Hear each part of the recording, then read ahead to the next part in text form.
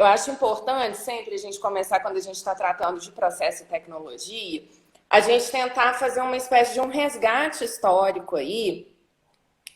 Por quê? Em que pese a gente achar que a tecnologia possa estar influenciando o processo, principalmente agora, muito recentemente, por conta da pandemia, a tecnologia já vem incidindo ali no processo há algum tempo, né? Então, eu acho importante a gente fazer esse resgate histórico, esse contexto histórico, fazendo também algumas diferenciações, porque por vezes os próprios profissionais do direito fazem alguma confusão entre a informatização dos processos e o uso de inteligência artificial, que são coisas completamente diferentes. Né? Como que começou, na verdade, né, a tecnologia incidir aí no processo? Então, eu acho que seria interessante a gente começar nesse sentido. O que você acha? Perfeito, perfeito. Queria também cumprimentar Eduardo Guimarães aqui, professor e nosso colega aqui do Tribunal de Contas. Bom dia, Bom professor vê-lo. Eduardo. Bom, então, assim, ó, eu adorei a sua abordagem, porque eu adoro falar dessa parte histórica, né?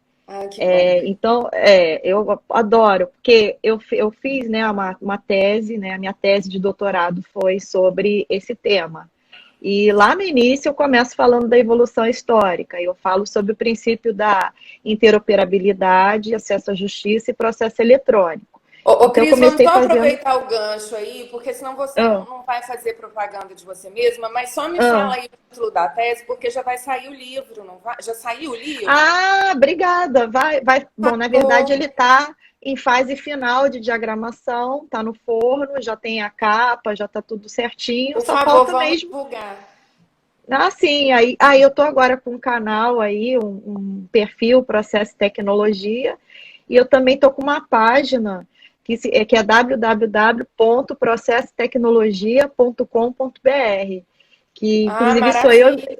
começamos eu e meu marido, que ele também é processualista, a gente começou lá escrevendo lá artigos sobre administrativo, processo civil e controle externo, que ele também é do Tribunal de Contas, aí o Eduardo Nossa, é colega quero dele. divulgar, quero divulgar. Bacana, te agradeço muito. Inclusive, é um canal que futuramente a gente quer abrir o espaço também para os colaboradores que quiserem publicar artigos, opiniões, também participem, Ótimo. né? Eu acho bem bacana. Então, Não, assim, eu vou obrigado aí tomar pelo espaço. liberdade, então, vou divulgar no meu grupo de estudo de pesquisa em processo constitucional, porque esse semestre, inclusive, a temática é sobre processo e tecnologia. Então, eu vou divulgar com os Ah, meus orientandos para eles contribuírem com textos lá. obrigada. Vai ser uma honra. Obrigada mesmo, Fernanda. Então, aí, nesse histórico que eu fiz lá na tese, eu descobri que, na verdade, a origem ela é anterior até aos anos 80. Né? A gente acha que é algo muito recente, mas começa com o chamado Planin, que era um plano que eles tinham de informatização dos órgãos públicos, né, da administração pública, e ele vem lá dos anos 80, eles tinham um prazo de vigência mais ou menos de 2 anos a 4 anos, né? Ficava numa média de 3, às vezes. E aí teve o planinho 1, planinho 2, isso aí nos anos 80, 84. E aí seguiu uma série de leis esparsas, aí começou, né, de forma esparsa a introduzirem aos poucos os meios eletrônicos, né? Um marco que eu coloco inicial, eu acho interessante, foi a introdução pelo facsímile, né, no caso dos contratos de locação na lei do inquilinato. Então, lá mesmo, né, começou essa introdução, mas as partes tinham que consentir em utilizar esse meio eletrônico contratualmente. Então, vejam que já tinha aí até uma discussão que a gente teve do elemento da consensualidade, para você admitir uma comunicação por um meio eletrônico e não pelo Já não convencional. era um negócio jurídico processual? Então, ele era o contrato, ele estava dentro exatamente do contrato do inquilinato, ainda, né, não era ainda um processo, vamos dizer assim, mas já era o germe, exatamente, você está falando o iniciozinho. E aí o pessoal vai vendo que vai dando certo, depois a gente já tem aquela lei dos tribunais superiores autorizando a interposição de recursos, né, também com o uso do fax, né, que era o mais o que havia de mais, né, evoluído na época. Eu E sou depois do disso, tempo do fax, interpunha agravo de instrumento e enviava a petição por fax para o tribunal. eu também. E aí, como o fax é um papel, né, que some, né? Você vê que aquilo ali se deixa na gaveta 10 dias já está desaparecendo a tinta. E É, eles apaga, exigiam, né? Falar aqui para os alunos que nasceram depois dos anos 2000, eu fico horrorizada quando eu vejo a data de nascimento dos alunos da graduação, apagava o papel do fax como apaga o distrato bancário, né? exatamente. E aí a gente tem que tirar cópia rápido daquilo, passar para um papel, né, não tão perecível, vamos dizer assim. E na época eu falo isso, que tinha eu noto que tinha uma cultura muito de desconfiança dos meios eletrônicos. Então, por isso que eles convencionaram que você tinha que ratificar posteriormente aquele ato, juntando o de papel. Né? Então, Depois de 5 dias, o agravo de instrumento, por exemplo. exatamente. E aí vai evoluindo, aí a gente chega na Lei 11.419, né? E Do aí, processo essa sim eletrônico. é a lei do processo eletrônico, mas aí o que que ela fez? Ela já fez um apanhado dessas normas esparsas e tentou consolidar tudo ali nela, mas ainda assim não ficou tão consolidado, porque depois a gente nota que o CPC de 73 ele passa a sofrer diversas reformas, aí vai ganhando aquelas letrinhas lá, e algumas introduzindo também o meio eletrônico, né? Então, essa Lei 11.419, ela foi importante para dar essa uniformidade, vamos dizer assim. Mas eu acho que o marco interessante mesmo foi a emenda constitucional 45, que foi a reforma do judiciário, que ali ela trouxe duas disposições que para mim são essenciais para o deslanchar do processo eletrônico, que é a criação do CNJ, que tem um papel importantíssimo na implementação do sistema eletrônico no Brasil, que é inclusive interoperável. Aí a minha tese ela vem do surgimento do CNJ, que cria um grupo de interoperabilidade logo no início, né? E também pela previsão constitucional da duração razoável do processo. Então, ali você já passa a ter a um nível, né, constitucional essa exigência de um processo não apenas célere, né? Porque todo mundo acha que duração razoável é celeridade, não é necessariamente isso, né, Fernanda? Não. Às vezes você tem um processo que é célere e não atende. Quando ele fala em duração razoável, é o quê? É uma adequação, né, dos prazos, do tempo, do processo ao direito que está sendo ali veiculado, né? Então, é, essa foi a evolução histórica. E a gente chega finalmente em 2015 com o CPC, e aí o CPC vem com disposições expressas, um capítulo só de atos processuais eletrônicos e outras figuras novas que dão esse impulso aí para o processo eletrônico na prática, né? Então a gente já Só teria então. aproveitar seu gancho aí, Cris, porque às vezes a gente dá aula na graduação, acha que está falando para as paredes, não está sendo ouvido. Mas só um gancho aí, eu não podia, você me perdoa, não podia deixar de falar, mas você falando da razoável duração, e a Flavinha, minha aluna aqui, falando que lembrou de princípios em TGP. Que é exatamente isso, é uma razoável duração que a emenda 45 trouxe, mas que não adianta também o processo ser super rápido, super acelerado, sem se respeitar os princípios constitucionais. Então, é exatamente isso que você está falando, né? Violando premissas do Estado Democrático de Direito. Não adianta ele ser rápido se tiver dessa maneira, né? Mas desculpa o parênteses aí. Não, Fernando, ó, a qualquer hora pode falar, que a ideia é debater mesmo, né? Pode. Inclusive, essa questão da duração razoável do processo, ela puxa uma outra que eu defendo, que eu acho que facilitaria muito a interoperabilidade, que seria a possibilidade de estabelecer um sistema processual único no país inteiro, né? Então, e interoperável, ou seja, um comunicando com o outro. E a gente hoje vê diferenças de processo dentro do mesmo órgão e instâncias. Então, às vezes, o processo de primeiro grau é uma coisa, no da segunda já é outra, você tem que fazer um outro cadastramento. Então, assim, é Sim. muito confuso. Então, eu defendo que tem que ter no país inteiro, em todas as instâncias, quem sabe até em todas as espécies, todas as especializadas, as justiças estadual, federal do trabalho, né? Tribunais superiores também se integrando. Imagina, você tem um processo, eu gostaria muito de escrever isso, de repente você me ajuda. Um processozinho que fosse tipo uma árvore, que você começa na primeira instância e vai subindo dentro da mesma raiz. Imagina que maravilhoso isso. E a cada etapa você clica, ela te joga para o sistema daquela instância, né, responsável. E esse seria o sonho. Você não precisa nem ficar Seria, navegando. seria, seria uma espécie de inversão da teoria dos frutos da árvore envenenada, mas a gente defenderia no sentido contrário, de se começar pela raiz, o devido processo legal constitucional lá e ir ramificando em todas as esferas, né? Ó, é interessante isso, olha que bacana. Mas é uma ideia.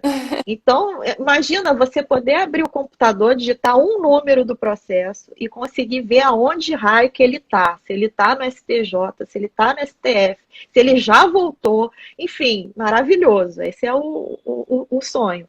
E um sonho maior ainda seria também fazer uma integração com vários processos também administrativos.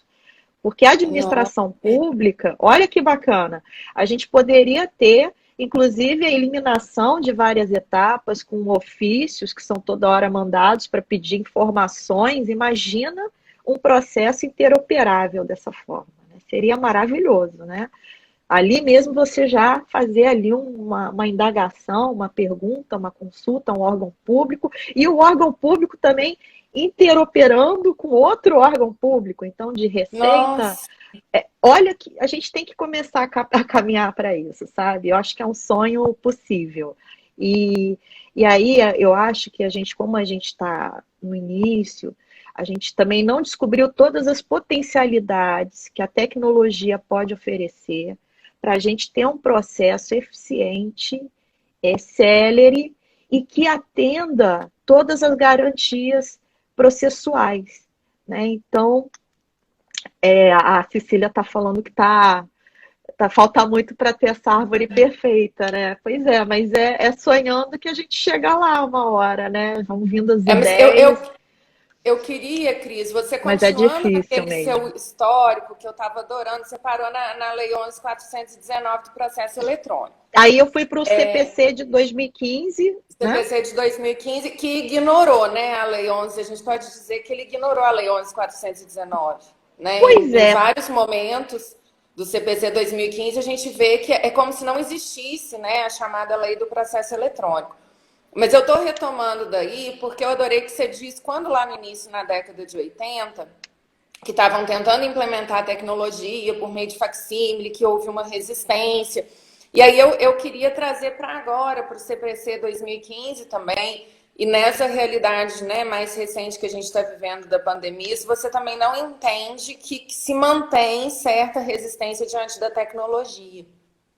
ah, ótimo, ó, bacana. Então, esse ponto que você acabou de tocar é o que eu trato como se fossem barreiras tecnológicas, né?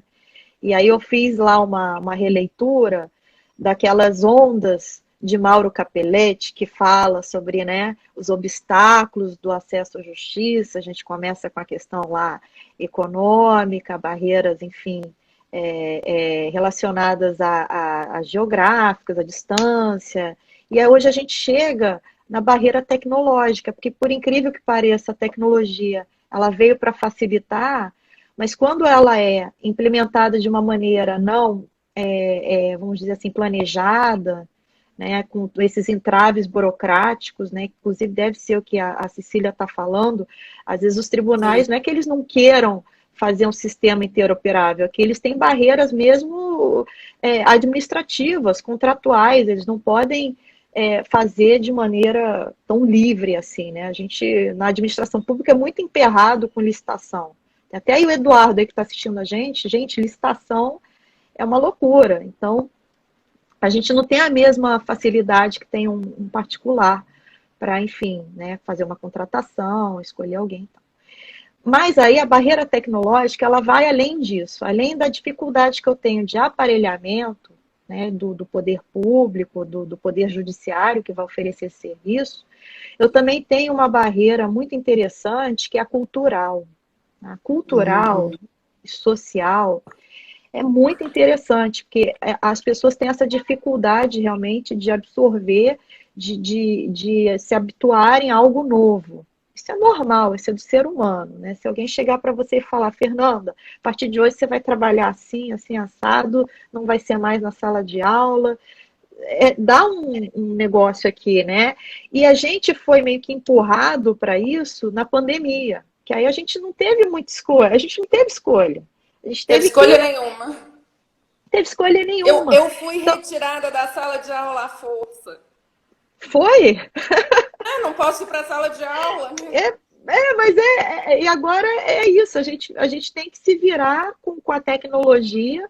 Eu até colocaria a pandemia como outro marco do processo eletrônico, um novo marco, Outra porque onda, né? uma outra onda, exatamente. E essas barreiras tecnológicas, a primeira, que eu acho que é a mais grave, ela está relacionada à exclusão digital. Né? Então, a exclusão digital também está ligada à questão da hipossuficiência econômica, não é todo mundo que tem condição de ter um aparelho, um celular, né? A gente tem esse problema de acesso, mas também a Uma questão, internet de qualidade. isso, uma internet de qualidade, mas também a gente tem um problema também das pessoas não saberem utilizar o celular, não saber usar o computador, e da gente não ter também pessoas ainda suficientes para oferecer esse treinamento. Então, a gente tem, olha, se você pensar em barreiras, são várias. A cultural já é mais uma resistência. Eu até fiz aí uma live há pouco tempo com o Daniel Neves, ele me convidou para falar justamente desse tema. Não sei se você chegou a ver lá, mas ele Eu não fala. consegui ver ao vivo, mas eu assisti depois. Então, aí você vê como ele fala que ele mesmo tem resistência, ele gosta de trabalhar com papel. Isso aí é a coisa mais comum que a gente vê hoje, né? O pessoal é apegado ao papel, tem gente que não consegue trabalhar no computador, tem que imprimir o processo inteiro. Então, se foi lá o objetivo de economia, de salvar as árvores, já era, você vai sacrificar mais árvore ainda, mas eu acho, Fernanda, aí como você está falando, que a gente tem que rediscutir o processo. Tem muita gente que eu conversei na época que eu fiz a tese, que falava para mim, Cristiane, isso aí é só um meio diferenciado de processamento. Eu não vejo nenhuma novidade aí. Pelo contrário, a mudança do meio, ela faz com que tudo mude. Então, aí tem outras questões que a gente vai conversar, né? Que, por exemplo, releitura dos princípios, da oralidade. Eu Será que. queria pedir desculpa que a gente não consegue agradecer a presença de todo mundo, mas eu vi aí a Benigna, a Márcia, o nosso querido amigo Marco Aurélio aí Sim! também, Vai, agradecer a presença. Marco! Mas eu queria Bacana! aproveitar, ô Cris, eu já ia tocar nessa questão, mas você ainda foi lembrar da live com o professor Daniel Neves, que eu adorei, eu recomendo para quem não assistiu, assistir, tá lá no canal no YouTube do professor Daniel Neves, foi muito boa. E eu queria que você falasse mais sobre a sua tese, sobre a interoperabilidade, porque agora eu não consigo ler essa expressão e não me lembrar de você. Mas eu queria ouvir de você, na verdade, essa live hoje, eu queria ficar a live inteira só ouvindo essa pesquisa que você fez e como você concebeu esse termo interoperabilidade e você fazer um paralelo, se for possível, não estiver fugindo muito aí, da interoperabilidade, o acesso à justiça, a questão da maior inclusão do cidadão no processo a partir da interoperabilidade, a relação entre interoperabilidade e administração pública, porque você vivencia isso dia a dia.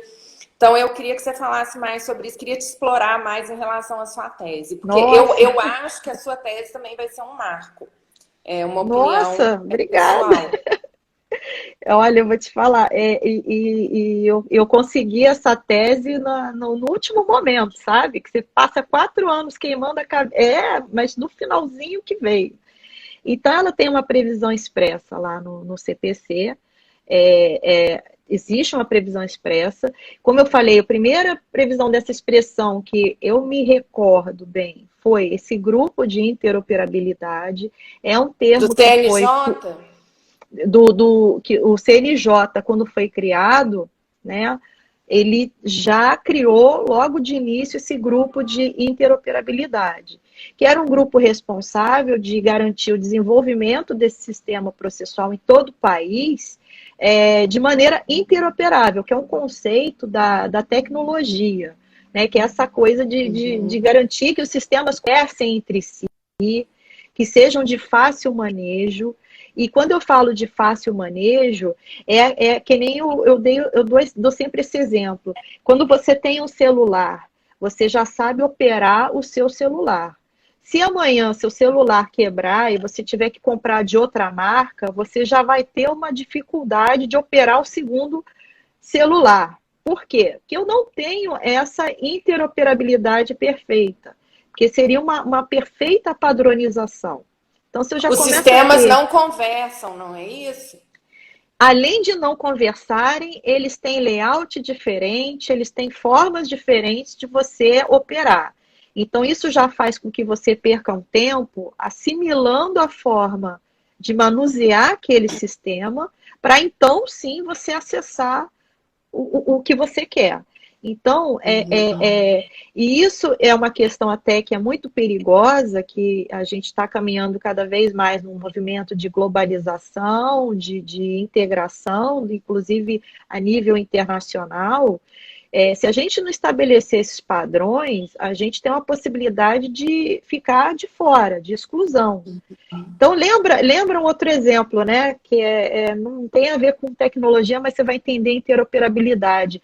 Se lembra da tomada? Quando mudaram a tomada para 3 pinos?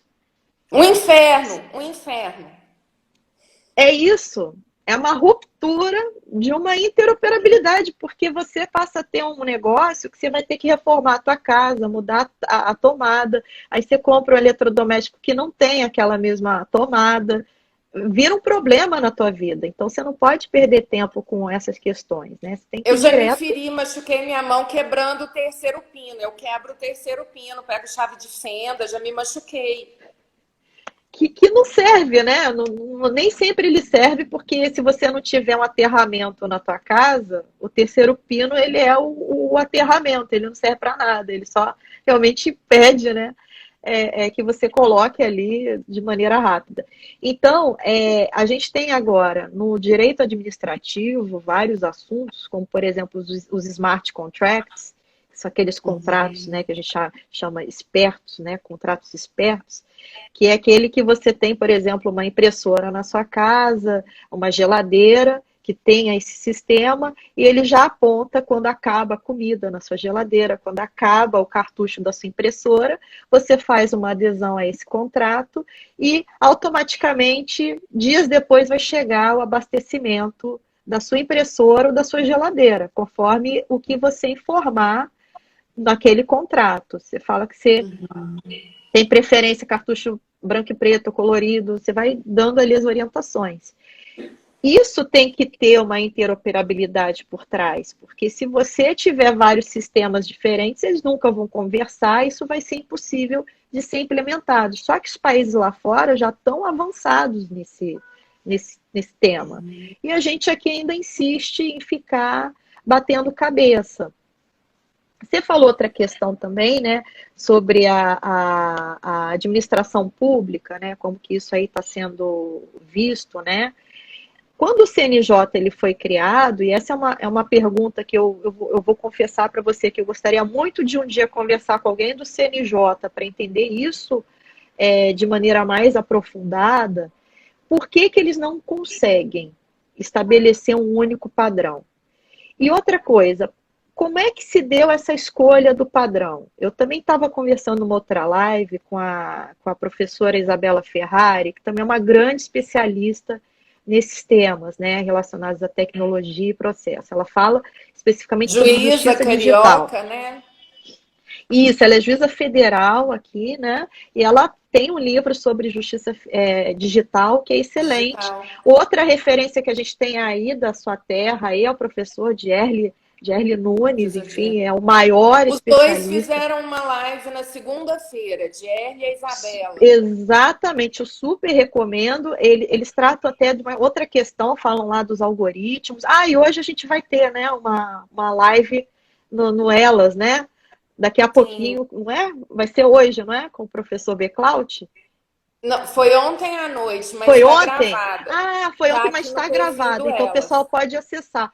Então, Tá aqui no essa IGTV. live, ela se comunica com o que a gente está falando, a questão dos Sim. algoritmos, enfim, já me conduz aí, viu, Fernanda, que às vezes eu pego um outro caminho aqui e vou Não, embora. não, não, tá ótimo. Mas assim, então a gente não sabe ainda por que razão o CNJ tem essa dificuldade. Eu acredito muito que tenha dificuldades em razão das contratações, né, da ausência de autonomia, né, dos órgãos para que eles possam fazer uma escolha, enfim, de acordo com esses parâmetros e aí chegar no O final. exemplo clássico a gente pode falar que o exemplo clássico é o PJE, que em cada tribunal é um software diferente. Então, perfeito o que você falou. Quando eu comecei a escrever lá a tese, eu fiz um mapeamento de todos os sistemas processuais que a gente tinha em 2015, que foi a data de entrada em vigor do CPC. E eu peguei um mapa do Brasil e eu saí colorindo conforme tinha um novo sistema. E ele é completamente colorido, né? Para você ver como que é heterogêneo. Ele não tem uma mínima. Exatamente, está na hora de unificar. A professora Lucélia está falando. Então, tem que unificar. E ali você verificava que alguns estavam bem mais avançados e outros muito ainda em fase inicial de desenvolvimento ali. E por incrível que pareça, sabe qual é a região que tinha um grande avanço, na minha opinião? Hum. Você falaria o quê? Sudeste, não sei, sul, né? Era na região norte. Lá, e continua isso, gente. O professor Dierle acabou de publicar lá, o Mandamos, é no TJ de Roraima. Roraima. E como eles são avançados, eles usam o máximo da tecnologia, redes sociais, eles inclusive divulgavam pauta de Tem os audiência. sinapses também em Rondônia, que Tem, olha, ó, Rondônia. o CNJ quer buscar para que seja o padrão nacional, os sinapses em Rondônia. Agora, por que será que eles têm um avanço maior em relação a outros lugares? Eu acredito muito que seja razão da necessidade. Que eu acho que você tem uma maior dificuldade de acesso, de deslocamento nessas localidades. Eu conheço colegas que foram trabalhar lá, falavam que tinham que pegar, às vezes, no Amazonas, enfim, tinham que pegar barco para chegar no local onde eles teriam que atender as pessoas, A defensores, gente vê enfim. sempre isso na época das eleições, né? Esse ano é provável que a gente veja de novo nos noticiários eles levarem as urnas em barcos, né? Isso, perfeito, Fernanda, exatamente isso. Então, a gente vê que talvez a necessidade tenha impulsionado eles para isso, né? E às vezes a gente tem um metrô aqui na porta de casa, né? É ser muito fácil chegar, a gente se acomoda. Então, a necessidade, ela também impulsiona muito a criatividade. Então, de Roraima tem Sim. esse Mandamos, você vê que a pessoa vai com o oficial, ele vai com uma maquininha, né? E ele é acionado para fazer a intimação como se ele fosse um Uber, né? É engraçado, tem um mapinha, aí ele fala, tem que cumprir um mandado na área X, ele localiza qual é o oficial que está mais próximo da área X, aciona ele vai lá naquele local com a maquininha, já faz a intimação, a pessoa assina na própria maquininha, ele imprime o Olha que extrato, maravilha. já dá para a pessoa e aquele registro que ele faz já vai para os autos eletrônicos. Já está publicado lá no processo. Então, vejam como é que é super rápido. Então, tem essas e outras ideias que são interessantes. Então, quando eu fiz a pesquisa, estava enfim, esse mapa totalmente colorido. E o melhor sistema, pelo menos da Justiça Federal, que eu pesquisei, e a Isabela Ferrari confirmou, era o do Sul, que é o chamado IPROC. Mas o eleito não foi IPROC, foi o PJE, que era o de São Paulo e Mato Grosso, se não me engano, inicialmente. Depois, é como você falou, depois ele começou a migrar, eu acho que até foi uma determinação do CNJ, para outros estados, mas aí que você falou, cada um foi fazendo a sua contratação, cada um foi desenvolvendo o seu sistema, e aqueles parâmetros iniciais não foram necessariamente observados. E aí, talvez por uma questão de não terem autonomia, do CNJ também não ter esse poder de, né, mandar que todos façam no padrão X, talvez também tenham essas barreiras. Enfim, questões que a gente tem que trabalhar melhor, com certeza. Aí tem uma outra questão, né, que é a da oralidade. Ótimo. A da oralidade, eu acho muito interessante falar, porque agora a gente já vai linkar para o nosso assunto mesmo, né, Fernando? Que são as videoconferências, as teleconferências e as sessões de julgamento virtuais. Eu acho muito legal, antes de começar, e aí eu queria até passar para você, Fernando, para você falar um pouquinho. As sessões de julgamento virtuais, a gente tem que pensar em diferentes conceitos. Às vezes as pessoas falam tudo virtual, tudo videoconferência, e existe uma diferença terminológica muito importante.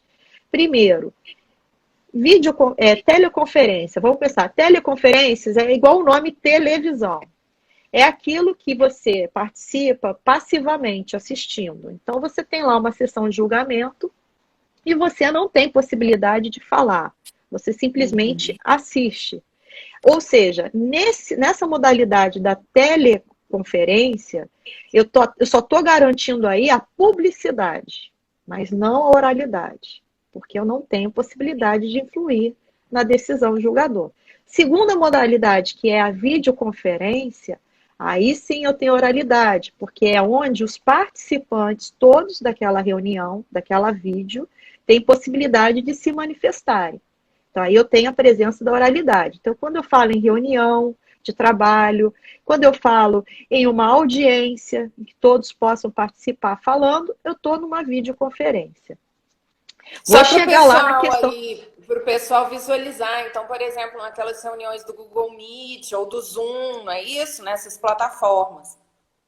Então, aí depende muito do ponto de vista. Se você estiver dentro da reunião e puder falar, você está numa videoconferência. Se você estiver vendo a transmissão ao vivo daquela reunião no Zoom, no YouTube, e talvez você só possa falar pelo chat, aí talvez você esteja mais próximo de uma teleconferência, porque nada garante que alguém vá ler. E esse conceito é importante, que aí eu vou chegar na terceira modalidade, que são as sessões de julgamento virtuais. Que elas não são nem uma coisa nem outra, se você pensar bem, né? A sessão virtual, ela é o quê? O que ela é? Ela é uma audiência. Veja, a possibilidade que o STF dá para você se manifestar, fazer sustentação oral é o quê? É mandar um vídeo gravado, falando, fazendo lá o seu resuminho, seus memoriais por vídeo. Isso aí, gente, para mim e para várias pessoas que já falaram isso, equivale a uma prova documental, né? Qual é a diferença? Qual é a oralidade aí que tem? Quem garante se alguém vai ver o vídeo? Quem garante que o julgador vai mudar o convencimento em razão daquela manifestação no vídeo? Eu não tenho como garantir isso. Então, para mim, funciona igual um documento. Da mesma forma que todo aquele processamento dele se dá, você nota, por papel. Eles vão jogando ali os votos e o julgamento vai aparecendo ali. Então, eu posso dizer também que no virtual eu tenho a presença da publicidade, mas eu não tenho também a oralidade. A oralidade só teria se eu tivesse essa possibilidade do advogado efetivamente entrar ao vivo, na frente dos julgadores, e falasse para eles, inclusive vendo se eles estão prestando atenção, se eles estão reagindo. Essa que é a oralidade. O advogado tem que ter autonomia com o microfone também, porque se um desembargador, um ministro, vai lá e desativa o microfone do advogado, e aí eu ia até trazer uma questão para você, para a gente pensar juntas também, a questão do pela ordem. Como é que o advogado vai fazer um pela ordem se desligarem o microfone dele ou se ele não tiver autonomia ali no microfone? É verdade. Nesses mecanismos que a gente tem de reunião pelo Zoom, você tem uma mãozinha que você levanta. Eu poderia talvez falar que essa mãozinha levantada equivale ao pela ordem, mas teria que ter alguém ali fiscalizando e garantindo que a mãozinha vai ser atendida, né? Isso E eu constar acho em que ata, né? Constar em ata. e constar em ata. Então, eu acho que isso também poderia ser algo mais público, né? Talvez um pela ordem, algum botão que você dispare aparece ali na tela.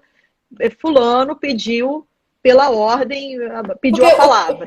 Tem que o ter alguma pela ordem é coisa justamente o que registrando. a gente está fazendo aqui, é interromper, né? Você interromper uma fala para que você possa se manifestar sobre ela. E aí, isso sim, para mim, é oralidade.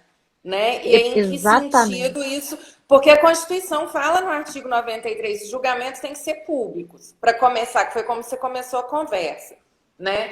E a oralidade, nesse sentido, como ela vai ser garantida? Tem uma questão muito interessante que a Lucélia trouxe aqui, a membro mais novo do nosso grupo, que como que fica garantido de incomunicabilidade nos depoimentos pessoais das Ah, testemunhas. sim. Isso é uma questão importantíssima. Sim, eu até vi e eu tinha anotado aqui, eu já ia entrar. A gente está em sintonia aqui, viu, Fernanda? Essa questão é muito interessante e ela está completamente ligada à oralidade, como a gente está falando. Por quê? Como que eu faria isso no processo eletrônico, vamos dizer assim, né? No meio digital? Aí eu não estou nem falando virtual, nada. O pessoal recomenda que você faça, eu falo a partir de experiência de alguns órgãos de correição, pessoas que fazem videoconferências, né? Eles recomendam que você trabalhe sempre com uma câmera 360 graus, para que você consiga visualizar exatamente toda a sala onde aquela pessoa se encontra. E assim você garanta que não tenha ninguém ali do lado dela, coagindo, dando alguma dica, interferindo na fala. Então, dessa forma, realmente, a pessoa ficaria isolada numa sala, com essa câmera, dando a visualização total do ambiente. Agora, se ela vai estar ali com um ponto, alguém falando, aí a gente cai no mesmo problema do presencial, que no meio presencial também ela poderia fazer aquilo. Então, talvez Também revistar a poderia ter um pessoa. ponto. Alguma coisa, alguém tem que fazer um controle. Agora, eu acredito que é impossível fazer esse tipo de diligência estando a pessoa na casa dela. Ela tem que se deslocar para uma sala especial, preparada para essa videoconferência, em que ela realmente fique incomunicável. Tá? E Porque assim eu te você evite. pergunto, você tem uma câmera 360 graus? Eu não tenho na minha casa. Você tem na sua casa? Ninguém tem. Em casa ninguém tem, e vou dizer que até nos órgãos públicos é difícil conseguir essa câmera 360 graus. Inclusive, É o que eu até. que a Flavinha, minha aluna querida, que trouxe, ó, Cris. Se o Estado conseguiria arcar com esses custos. Então, imagina, todo tribunal arcaria com essa, né, aquisição de câmeras 360 graus, tendo em todas as cidades do país. E olha que bacana essa pergunta. Essa pergunta ela puxa uma outra questão que também é uma falácia, se falar que tecnologia, que a informatização do processo, ela gera uma necessária economia de recursos, que todo mundo pensa a priori que não vai gastar mais papel, vai ser super barato, você vai precisar de menos servidores, talvez, porque você vai ter um robô fazendo uma tarefa de 5. Agora, veja bem, você tem que ter um aparelhamento adequado. Então, na verdade, eu não vou ter uma economia financeira. Eu vou ter apenas uma forma de redirecionar os recursos que eu gastava com papel, com pessoal, para quê? Para servidores, servidores que eu falo de rede, né? Para também profissionais especializados em TI. Então, na Eu verdade, você vou tem até uma trazer mudança. vou trazer um dado aqui, você pode me desmentir. Ano passado, o TCU, o Tribunal de Contas da União, teve que cortar uma verba de alguns tribunais que estava sendo destinada para a implementação do processo eletrônico e os tribunais não estavam implementando o processo eletrônico. E aí o TCU teve que cortar a verba. Entendi. Mas por que eles não estavam implementando? Isso aí Não estavam utilizando a verba para melhorar as condições e implementar o processo entendi. judicial eletrônico 100% em alguns É, tribunais. isso aí também é o que eu falo, talvez seja um problema aí de planejamento também, né? Porque nem sempre o gestor ele sabe quais são, enfim, as ferramentas que ele vai ter, enfim, que dispor ali. Então, muita Uhum. coisa, Fernanda, a gente vai tropeçar e conforme surgir a necessidade, você verificar uma falha, aí você vai falar, opa, agora eu tenho que ter um servidor melhor para armazenar todos esses dados. No início lá do processo eletrônico, eu me lembro, todo mundo utilizava aquela forma de envio de petições através do PDF, acho que era pelo Adobe, né? E qual era o problema? Como é que fazia quando você tinha que encaminhar um documento de 300 páginas se a limitação lá de juntada era de 2 megabytes, que não é nada? Você E tinha aí que não é uma quebrar. restrição, né? Uma restrição ao acesso à justiça dessa Olha, limitação. Porque no é processo físico você podia juntar uma petição de 500 laudas, se você quisesse. e rapidamente. Ali você tem que tornar ele digital e se ele não aceita a inserção de documento digital acima de 2 megabytes, você tem que pegar aquele documento e quebrar em 200 partes. Gente, é ridículo. Eu já vi documentos assim quebrados, parte um, parte 1000, né? Não, e aí o Então, tempo que se perde em fazer isso, e é horrível para quem vai ler, né? Para quem vai ler aquele documento é horrível. justamente. Então, até a gente chegar no ponto que alguém percebeu que estava insuficiente aquele armazenamento, que tinha que aumentar a capacidade e que também tinha que, por exemplo, disponibilizar para a pessoa uma ferramenta de você pudesse baixar o processo inteiro teor. Porque imagina, você ficar olhando peça por peça, você baixa ele inteiro teor e lê como se fosse um processo de papel, mas no monitor. Então, é isso que eu estou pensando aqui. Eu acho que muitas necessidades elas vão ser apenas constatadas conforme as pessoas vão colocando aquilo em prática e vão sentindo uma necessidade. Aí, um outro gancho que eu quero falar aqui com o pessoal, que é o seguinte: o melhor sistema processual, que era esse do Sul, que era o IPROC, sabe por que que ele era melhor? Depois, um outro Não. colega, você vê como é que é bom conversando, as pessoas vão explicando. Um colega meu me falou que esse sistema do Sul foi um dos pioneiros a permitirem consultas públicas. Então, ele ouvia o usuário.